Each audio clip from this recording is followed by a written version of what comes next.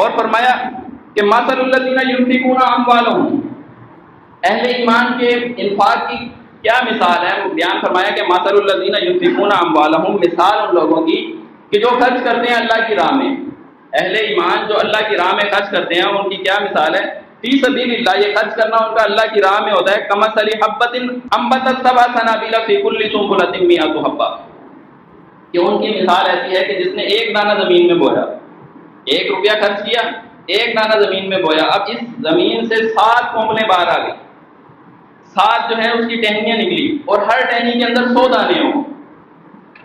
کیا مطلب کہ ایک عمل کیا 7 گنا تو اس کا ہوا، تو اس 7 میں ہر ٹہنی میں 100 دانے ہوں تو کتنا ہوا؟ 700 گنا۔ اللہ کی راہ میں ایک روپیہ خرچ کیا تو 700 گنا جو ہے اس کو ثواب مل گیا، یعنی کہ اللہ تعالیٰ اس کے اعمال کو اس طرح بڑھاتا ہے۔ یہ مثال کے ذریعے اللہ نے بیان کر دیا، اور فرمایا کہ واللہ یضاعف لمن یشاء، اللہ تعالیٰ بڑھا دیتا ہے جس کے لیے چاہے، اچھا ایمان، اچھی نیت، اچھے اخلاق سے، اور اگر کوئی اس نے کبھی نیک کام کیا، اس کا اخلاق جو ہے وہ اللہ کو پسند آ گیا، اس اخلاص کی وجہ سے اللہ تعالیٰ اس کے اعمال کو بڑھا دے گا۔ واللہ واسع علیم، بے شک اللہ کشادگی والا ہے، علم والا ہے۔